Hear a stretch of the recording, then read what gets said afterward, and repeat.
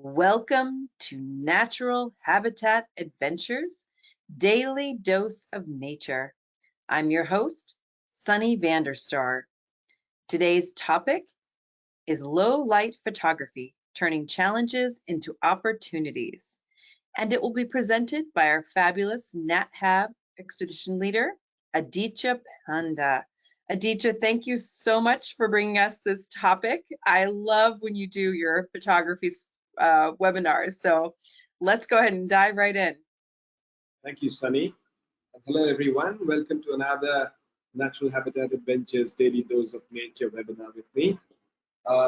Today's topic is one I thought that isn't covered often enough, and one I thought that you would find very useful in improving your satisfaction with your wildlife photography. With wildlife, be it birds in our backyard or large fauna on safari, we frequently face the situation where even in the middle of the day, the light might just not be enough. And to add to that, most wildlife is active around dawn and dusk. And in a lot of places, you have opportunities to watch nocturnal wildlife. And all of these require certain skills and some knowledge of our photographic equipment in order to make the best of these situations and get usable pictures that are worth keeping. So before I get started on the webinar, I'd like to reintroduce myself, especially to those of you who happen to be attending one of my webinars for the first time, and those of you who haven't had a chance to travel. My name is Aditya Panda, and I have been leading NatHab's India expeditions since 2016.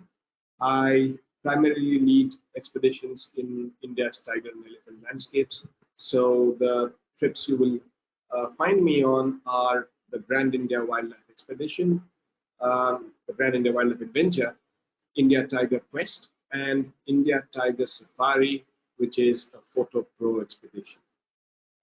When I'm not leading these trips in the long off season and in the gaps between trips when I'm home, I work in conservation in the tiger and elephant landscapes of eastern central India, which is where I'm from. So let's get started. Now, what is low light photography? What situations would be defined as low light situations for wildlife photography? These need not necessarily just be at night or after sunset or before sunrise. Of course, the hours around sunrise and sunset are fairly low light situations, and it can be the case for a fair amount of time around these hours of the day. You see, with wildlife, we are trying to freeze action in most cases, and for that we need fairly good amounts of light, and that might not be available till the sun is fairly high up. Similarly, in cloudy, rainy, or just generally overcast conditions, the amount of light available might be too low in most cases to allow for easy wildlife photography. And those of you who've been to India or to Central Africa or South America will know really well that when you go out into jungle kind of habitat, into thick forest, the canopy might just be too thick for daylight to penetrate even in the afternoon. So canopy creates shade and significantly can limit the amount of light available for photographing wildlife in those kinds of habitats. Also, you have situations where animals or birds might be in naturally shaded areas like caves or ravines or areas like that where light is really low.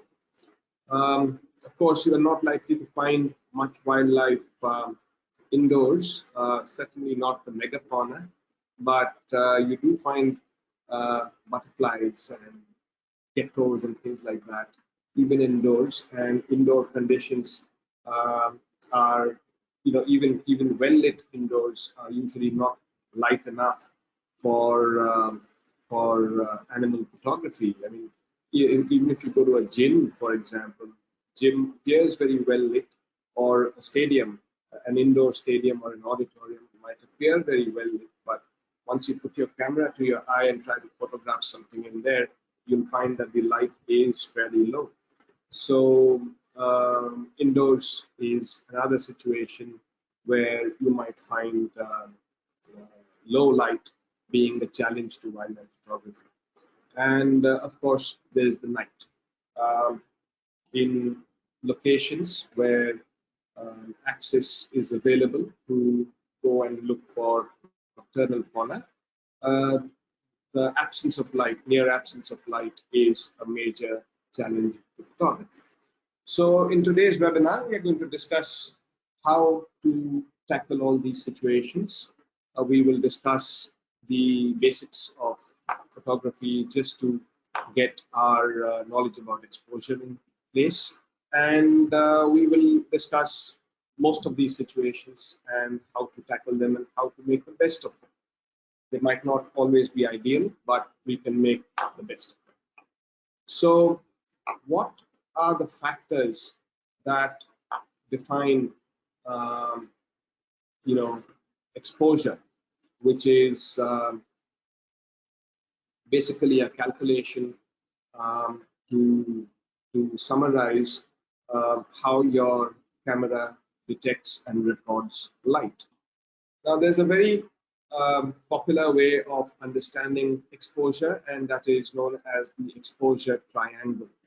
The exposure triangle in photography is a triangle that sort of denotes the three basic factors of exposure, and these are shutter speed, aperture, and ISO.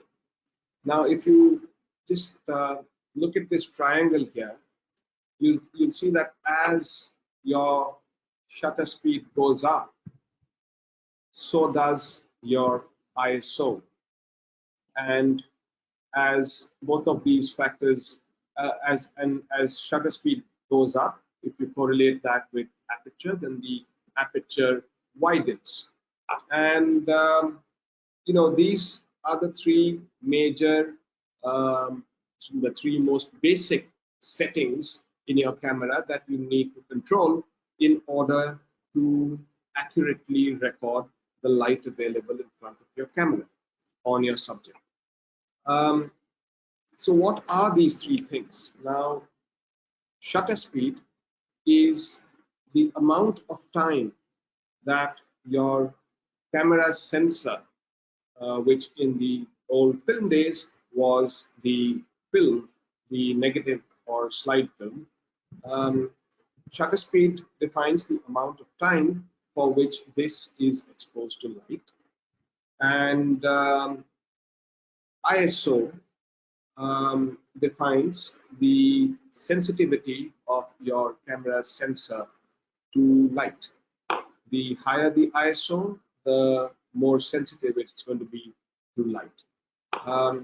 Aperture defines the diameter of the opening or aperture in your lens, which allows light to reach the sensor. And you can control this aperture by widening it or narrowing it down. The aperture is denoted in inverse amounts. So the smaller the aperture figure, the wider open it is. Shutter speed is usually measured in inverses of a second. But of course, if you're using really slow shutter speeds, then it can be measured in several seconds or even minutes sometimes. So those are the basic three factors that go into setting the right exposure for your picture. And to make it even easier to understand, I have another graphic up here. Now you'll notice that let's look at the aperture line first. You'll notice that the smaller the aperture, the greater is the depth of field. That is the perception that everything in the frame from the foreground to the background is in focus. The wider the aperture, the shallower the depth of field. So your subject might be in focus, but the background and the foreground are going to get blurred out. As simple as that. Now, why we are discussing aperture so much is that not so much that depth of field has much to play in today's topic, but the amount of aperture that we allow is going to dictate the amount of light that enters your camera body. And in low light photography, we shall be using wide apertures a lot. Now, similarly with shutter speed, as you will notice, as you decrease your shutter speed, say if you start at 1/1000th of a second, you tend to freeze action much better than if you do it at 1/30th of a second or 1/4 of a second or half a second. You know, the longer the shutter remains open and exposes the sensor to light, the more light it gathers, the more information it gathers. But at the same time, the more motion it will also detect. Again, in low light photography, that's always a challenge, how to balance the two, especially since we are doing wildlife photography where the subject is not in our control. We are trying to keep our shutter open for as long as we can without recording much motion blur. That's the aim. And then let's move to ISO sensitivity, which, as I was mentioning earlier, determines the sensitivity of our camera sensor to the light. So when you have a low ISO, your camera sensor is going to need a lot of light to record any data. When you set a higher ISO, your camera sensor can record a lot of data even in very low light. But the trade-off is that the higher your ISO goes, the more noise, which is just digital noise, which in the film days was known as grain. The more noisy or more grainy your picture becomes as your ISO goes up. So with low light wildlife photography, we are trying to gather as much light as possible in low light situations. So we are forced to bump up our ISO, but the trade-off is that your pictures might end up really grainy if you bump it up too much. So the purpose of today's webinar is to understand how best to balance all these three factors in order to get usable, high quality wildlife pictures in low light situations. Now, there are 6 basic variables of low light photography. These are the amount of light naturally available, so available light, the focal length of your lens, and the aperture, the maximum aperture that it is capable of, the shutter speed that we set, of course, the ISO sensitivity and sensor quality of your camera, the size of the sensor of your camera, and any artificial light aids that might be available that can be used to improve the lighting situation. I could add a 7th variable to this, which is stability, but I thought that is a given, and that is something that we're going to discuss separately. Available light, of course, dictates everything. It dictates our exposure triangle. It entirely dictates what quality of picture we might be able to succeed in making. It dictates, of course, what settings we dial into our camera, and it also dictates the um, use or non-use of any other artificial source of light. The focal length of a lens greatly affects its ability to take pictures in low light. People will usually tell you that lens's aperture determines its usability in low light. Of course, they're right, but the focal length also plays a huge role. You see, the longer lens's focal length, the higher your chances are of getting camera shake or lens shake.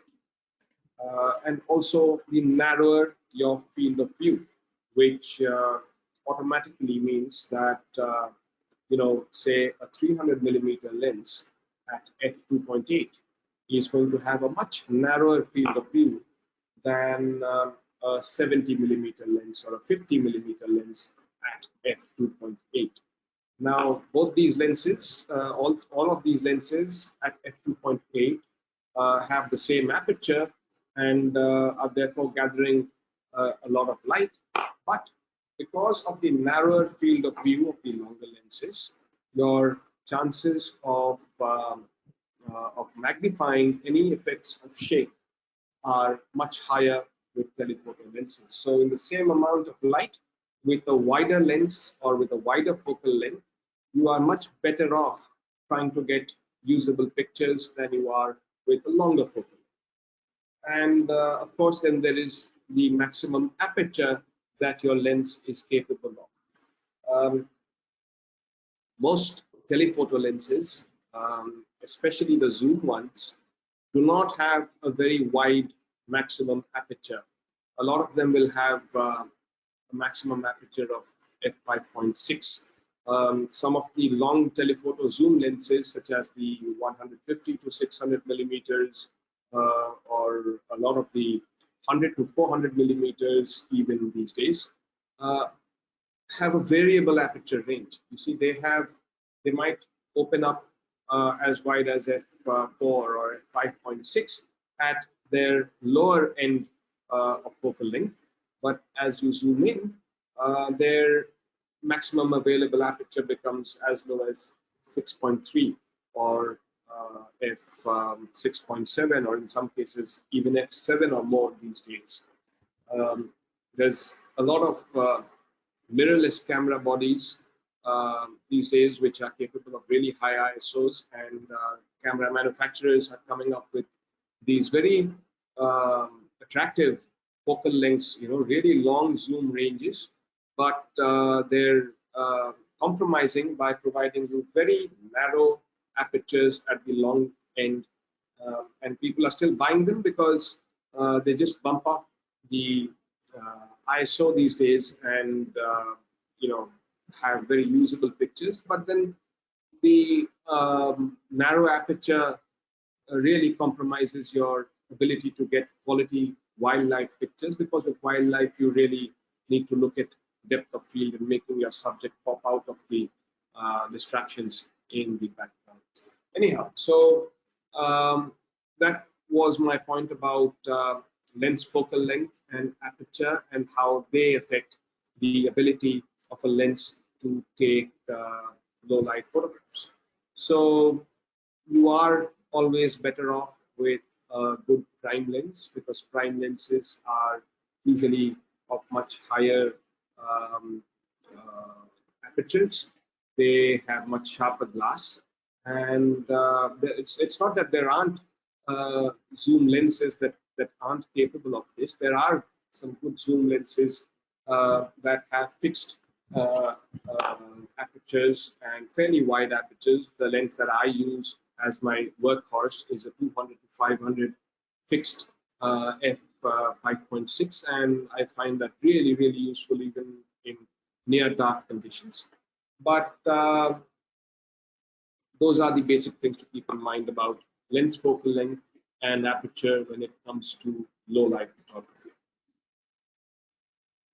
Of course, one of the key determinants of being able to get a usable photograph when photographing wildlife in any light, be it low light or good light, is shutter speed. Animals move, they sometimes they move really fast, and to freeze that action, you need to have a fast enough shutter speed in order to uh, get a usable picture. This becomes a problem in low light. Sometimes, in daylight, you can easily shoot at 1/1000th of a second or 1/2000th of a second or even faster to get some really action freezing pictures, but that might not always be possible in low light. But that doesn't mean you still can't get good pictures. Um, I photographed this gazelle. It's called the Indian gazelle in Ranthambore on an India tiger quest trip, fairly late in the evening. Um, and As you will notice, looking at this picture, that the shutter speed used wasn't really very high. You will notice that the action hasn't really been frozen, but it has been frozen enough to give you a clear picture. Yet, um the slower shutter speed has captured some blur in, if you look at the hooves of the antelope, and the background a bit, you can see that it is trotting fast. And that is called motion blur, which is something that I'll talk to you about later in today's webinar. And in general, talking about the philosophy of working with the available light rather than working against it, which I'll discuss later. But shutter speed basically, the higher your shutter speed, the easier it is for you to freeze action, and the lower your shutter speed, the more difficult it is. So that's something that we will be talking about and keeping in mind when talking about low light wildlife photography. ISO, I was talking about it a while ago, and I shall explain myself more in detail here. Now, this is a picture of a tigress in near darkness. Uh, well, to human eyes, it was much darker than what this picture shows you. I took this picture just for the heck of it.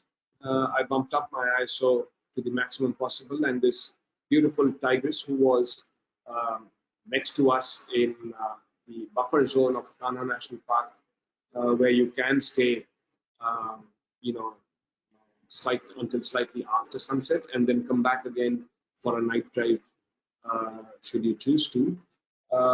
So that's what gave me the opportunity of being near tigress that late.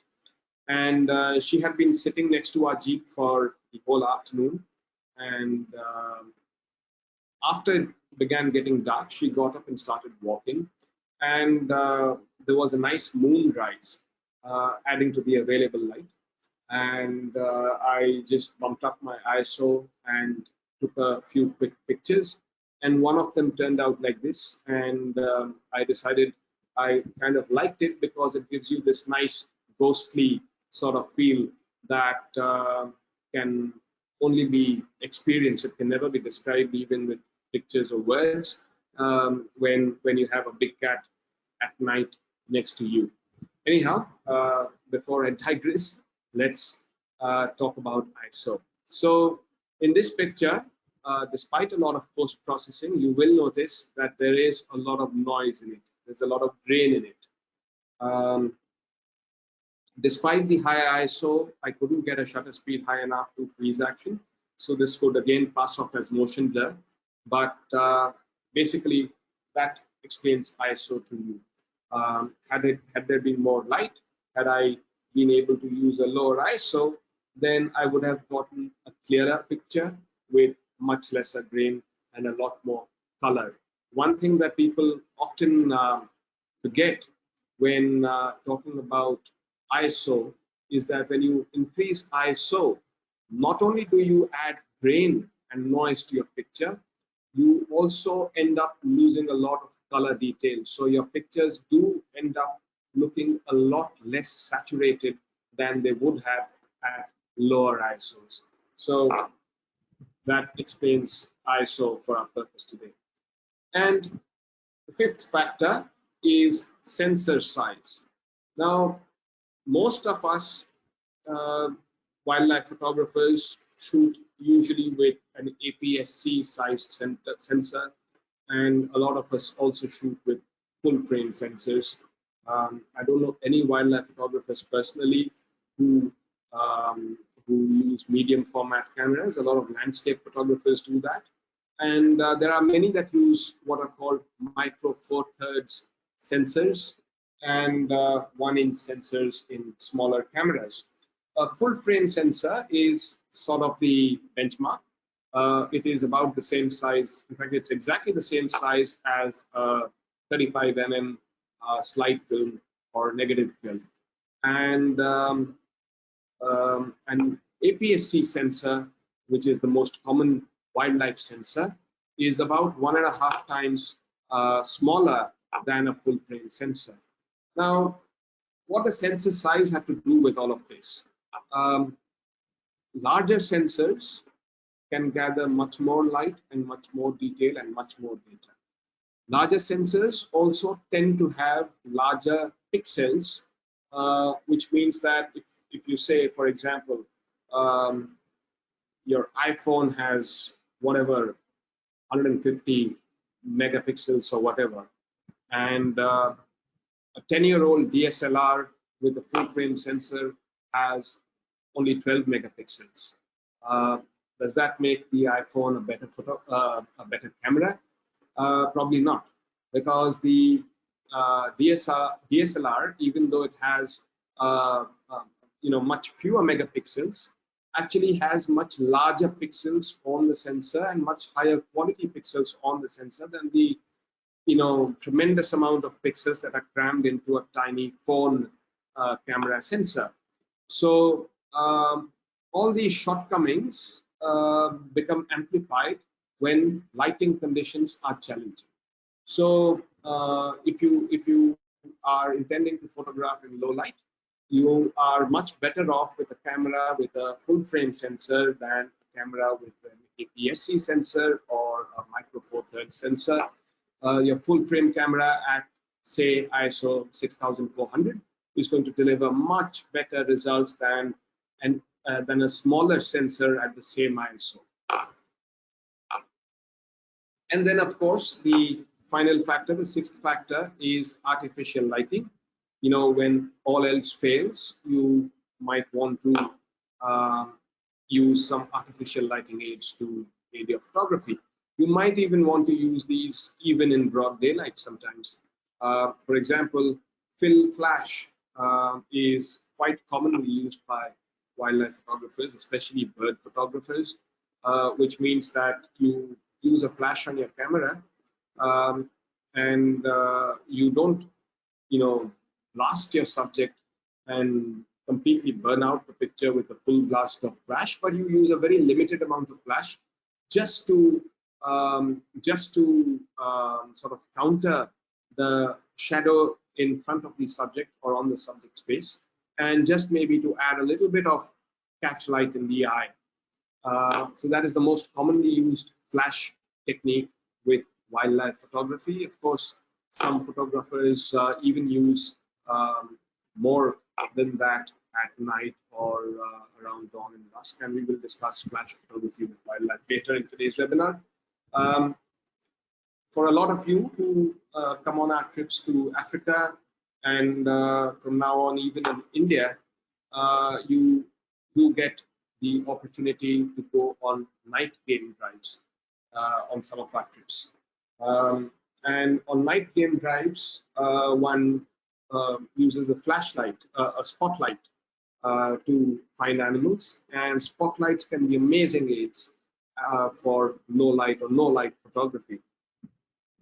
Uh, Again, that is something that I will discuss in today's webinar. And similarly, you can even use a handheld flashlight as a lighting aid for low light or no light wildlife photography. In fact, the leopard picture that you saw on the cover slide of today's webinar was actually taken with a handheld little two-cell flashlight. Um, so carrying forward, um, when we are shooting in low light conditions, you know, um, the first time that we notice as we are looking through our viewfinders, busy photographing some amazing animal or beautiful bird, the first sign that the light is beginning to fall is noticed when our camera's shutter speed starts to go down. That is usually when we notice that things are getting dark and the light is going and that something needs to be done. A lot of photographers tend to drive their exposure compensation down. They think that if you underexpose by one stop or a third of a stop or one and a third of a stop, you will get more shutter speed. Yes, correct, you will get more shutter speed, but uh, your picture is going to end up dark, and underexposed pictures are very difficult to correct in post-processing. When you go back home and put your picture on Lightroom or whatever app that you use to post-process, and you try to pull up the details from an underexposed picture, you are going to find really horrible noise on it and lack of detail, which looks terrible. I would always suggest that you overexpose if you have to a little bit, even if that means that your camera chooses a higher ISO. Uh, if you slightly overexpose, and for those of you who have attended my past webinars, remember what I say about exposing to the right. If you slightly overexpose, even if it is at the cost of using a slightly higher ISO, that picture is going to be much easier to correct in post, and it's going to retain much more detail than if you underexpose and in the yeah, if you underexpose trying to get higher shutter speeds. I'd say boost up your ISO if you have to, but do not underexpose. Another tip is to try and optimize your shutter speed when you're shooting in low light. Now, what I mean when I say that is that if your animal isn't moving, if your animal is static, if it is sitting, if it is lying down, like this tiger here who was lying in sort of a cave kind of area under rocks in a lot of shade in Ranthambore National Park on an India tiger tree. If your animal is static, do you really need 1/1000th of a second, or do you really need 1/800th of a second? You could do, if your camera is steady, even 1/250th of a second is enough to freeze motion in fairly slow moving animals like, say, a big cat that is walking or an elephant that is walking. For a tiger that is lying down, you can go down even lesser than that. So, but how you determine how slow you can go, how slow your shutter speed can be, is something that I'll teach you next.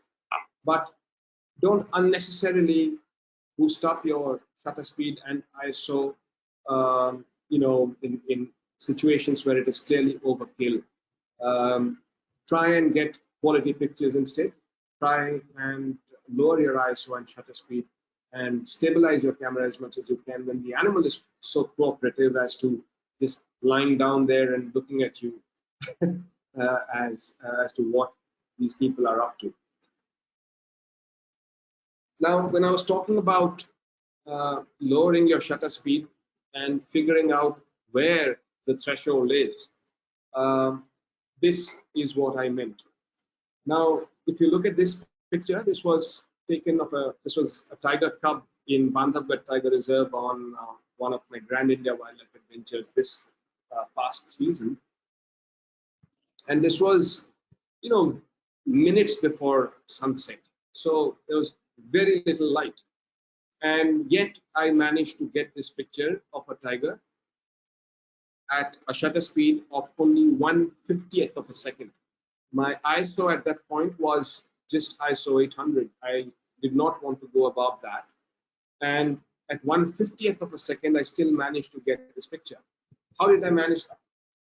Now, that is what I call safety shots.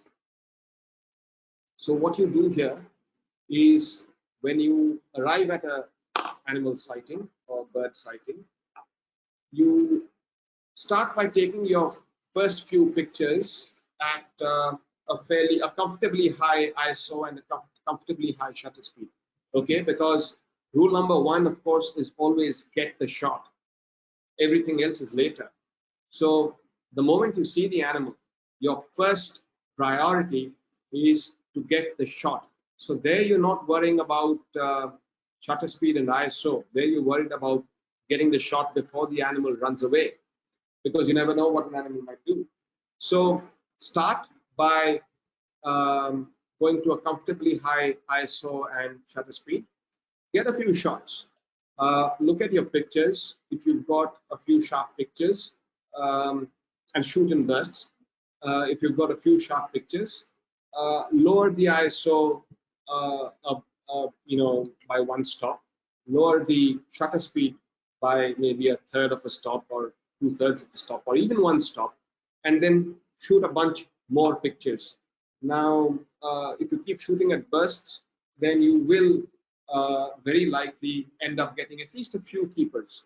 Now, if you've got a few sharp pictures and the animal is still there, progressively keep lowering your ISO and shutter speed till you get to ridiculously low shutter speeds and ISOs for the lighting situation, like I did with this picture. And that way you can really go to some really low, nice, clean ISOs and slow enough shutter speeds, but still fast enough to freeze action, especially when there is none. Like this tiger is looking at the camera for a second, and that second is long enough for me to get a sharp picture. And as I was just saying, shoot in bursts. If you shoot in bursts, even at low shutter speeds, especially at low shutter speeds, your odds of getting at least one sharp picture or two sharp pictures in those bursts of 10, 20, 50, or 100 frames are much, much higher. So shoot in bursts with wildlife as a rule in any light, but especially in low light. Another thing to keep in mind is your autofocus. We might get entirely engrossed in the exposure triangle and available light and artificial light and subject movement and all of that. But in all of that, we might forget that our poor camera, is also struggling with the low light. Now, in lower light, most lenses find it difficult to focus, especially lenses that are zooms, especially lenses that have a narrow maximum aperture. They struggle a lot in low light situations to gain focus, and after gaining focus, to maintain focus. So, it might be easier with your 300 mm 2.8 or 600 f4, but it might not be the case with 150 to 600. Even your big, premium prime lens can struggle as the light goes down. So do keep an eye on your autofocus points. If your lens has a focus limiter, use it. If it can, under normal circumstances, your lens can hunt between its minimum focus distance and infinity, right? That's a long way for the lens to scan to be able to gain focus. And in lower light, it becomes even more difficult for the lens to gain focus in such a long range. So many telephoto lenses come with a feature that limits the focus distance between, say, 15 meters and infinity. So if you do that, then your lens doesn't hunt all the way down to minimum focus distance. But of course, the important thing here is that your subject must be at least 15 meters away from your lens for that to work. But yeah, in general, keep an eye on your autofocus, or switch over to manual focus, whatever works for you, and do use a focus limiter if you have one. And the most important thing, uh, no matter how good your settings are, no matter how carefully you look after all the factors that I mentioned a little while ago, if your lens, if your camera isn't still, if there is vibration, if there is movement, the chances of getting blurry pictures increase. So use every stability aid that your situation allows. You might not be able to use a heavy tripod on the back of a safari jeep, or if you are hiking in the mountains and birding, you you cannot use a heavy tripod with a Wimberley head or something like that. So use other aids. Use a monopod if you can. Use a bean bag in safari jeeps. I love bean bags. They work best for me. And even if you're shooting handheld, practice hand holding techniques. Practice camera stability techniques. Build that muscle memory that is required to hold your camera still when you're hand holding. And of course, if your camera has in-body image stabilization, or if your lens has lens image stabilization, use it. And of course, especially since you'll be shooting a lot of high ISO pictures in these challenging light conditions, you must upgrade. You must really improve your post-processing game. If you uh, if you learn how to post-process your pictures, you can really get so much more out of them. A raw picture under low light conditions, straight out of your camera, is not going to look its best. You really need to work on it in your digital darkroom back home and get the best out of it. There are some really nice softwares these days that do a tremendous job on noise removal, and these use artificial intelligence. There are many. There is Topaz, there is DxO Pure Raw. Even Lightroom has its own inbuilt AI denoise button on it now, and it works like a charm.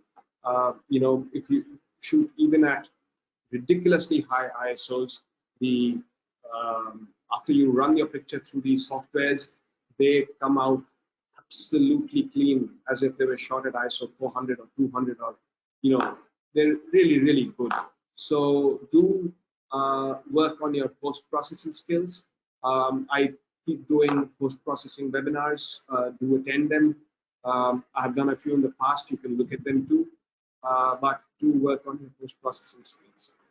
But say, despite all of these factors being put into play, if the light is still too low, if the light literally is hopelessly low, do you need to put your camera away?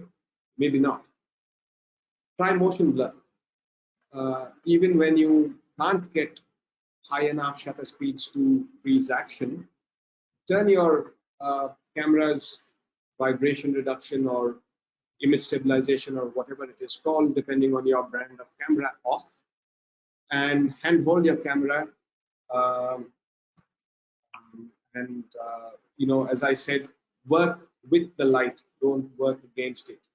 Um, Aim your camera at your subject and pan with your subject as it moves, and keep shooting in bursts while that happens, and chances are that you will get some nice keepers of these motion blur type images.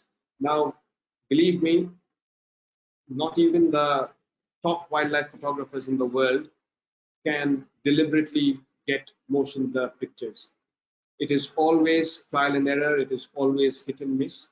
You never know if you're going to get it or not. But if you give it a shot, chances are you might end up with a keeper. So do try motion blur. And when even that doesn't work, I would suggest turn on the video mode of your camera and start filming. At some point, I hope to do a webinar on filming wildlife with your cameras, with your DSLR or mirrorless or whatever camera that you have. All of these cameras have such nice video features now. And to film, you actually require much lesser light than you do to shoot stills. You can film at much slower shutter speeds than you have to use when you shoot stills. So even in very low light, you can actually get pretty usable video. So do try that. Coming to artificial lighting, as I was saying, a lot of wildlife photographers use flash, on-camera flashes, off-camera flashes. But of course, you might not be permitted to use these in all places. For example, in India, when you're on safari, you're not permitted to use flash because it is believed that the light can damage the eyes of the animals. So, which is true to an extent, but it is something that can be done very carefully and very ethically in locations where it is permitted. And you also get these flash extenders that you can fix on your camera flash so that you can beam it much farther because wild animals tend to be much farther away from your lens.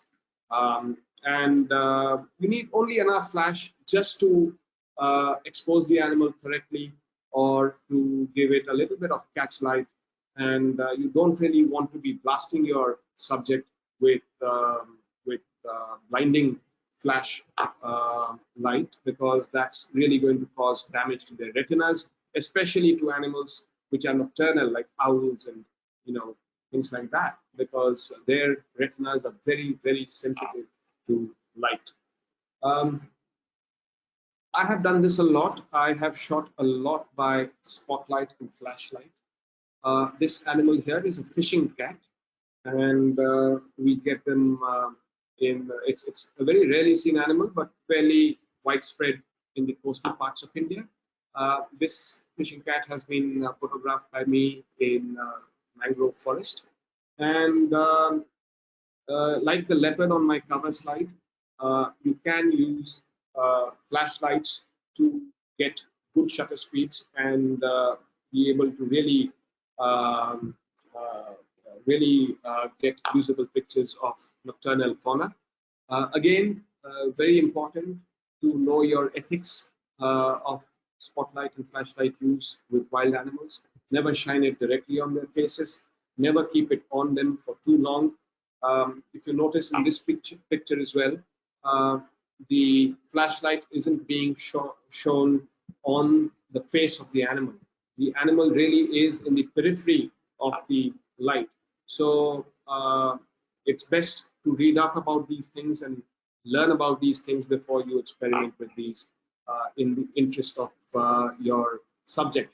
But when you're using, when you're photographing wildlife under spotlight, under supervision, like you can on a night safari in India or Africa, then the thing to keep in mind is to keep your aperture wide open. Go up to a comfortable shutter speed, maybe 1/25th of a second, but not much more than that. Any more than that, and you'll probably not get enough light. You don't really have to go to really slow shutter speeds like 1/50th or 1/30th or 1/40th of a second. 1/25th is usually good enough to freeze motion of a slowly moving animal. Use an ISO of around 6,400 or maybe 12,800. That's a very, very usable ISO. You'll get very clean pictures, and after you run them through software, you'll get really clean pictures. And over here, I will change my rule about exposure compensation. When shooting with spotlight or flashlight, I would recommend dialing down your exposure compensation by one stop, just to ensure that no part of the animal is getting blown away by highlights or by too much light. So those were some tips and advice on low light wildlife photography. If you really want to um, up your photography game, if you really want to be able to photograph under expert guidance like this, I would strongly recommend joining our Photo Pro expeditions. These are expeditions where every single day you have learning sessions and field sessions like the one we had right now. And with that, I would like to end today's webinar and ask Sunny to open up the questions. Aditya, thank you so much. That is just incredibly helpful information. Before we start the Q&A, I want to remind everyone that you can submit your questions via the questions field in the control panel. We do have one question, but unfortunately, I'm not sure exactly what it refers to, asking if you could share your specific settings. So My active settings? Specific settings.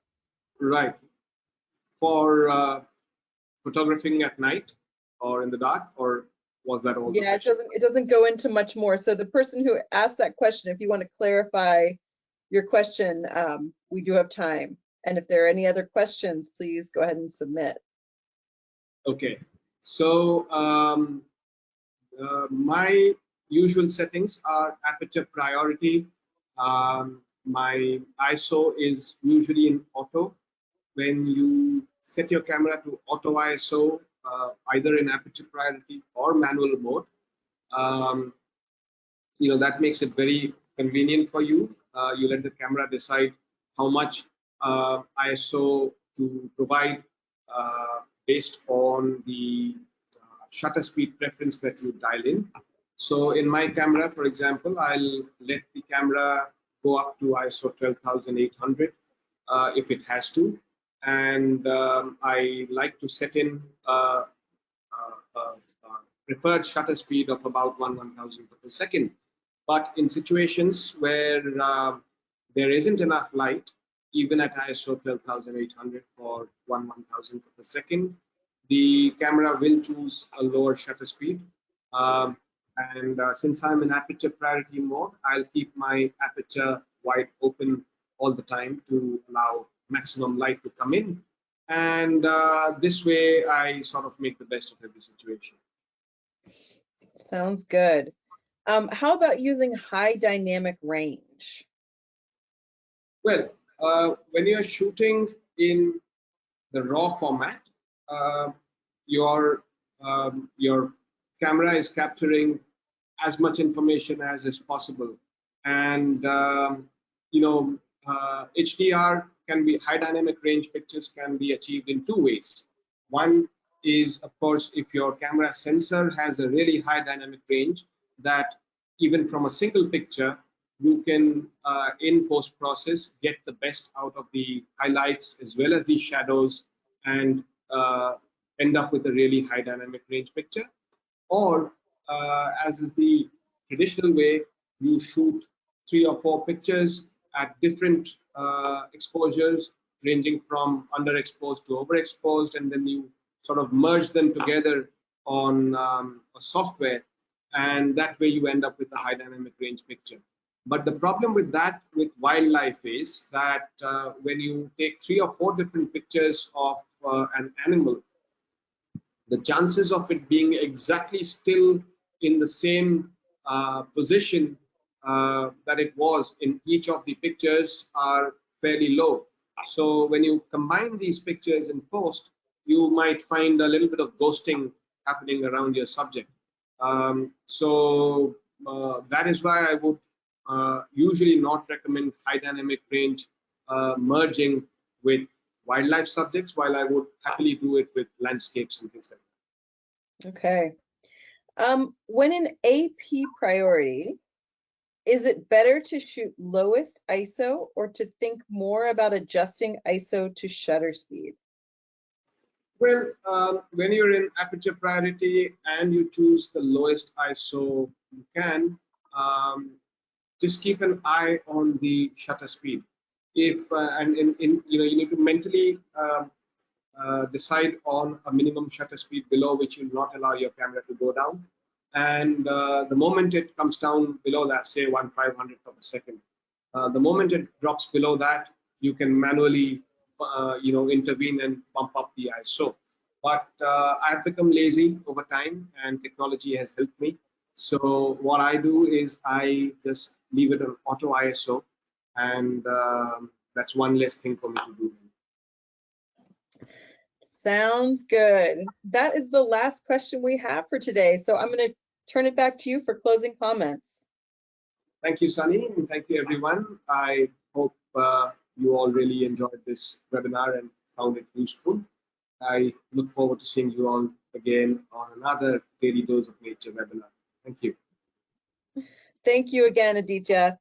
I also want to thank everybody who tuned in. Please join us again tomorrow for our next Daily Dose of Nature. You can check out this week's lineup, including registration links, on our website at nathab.com/webinars. We did record today's presentation, and we will have the replay available on our website soon. With that, I will conclude the webinar. Have a wonderful day, everyone.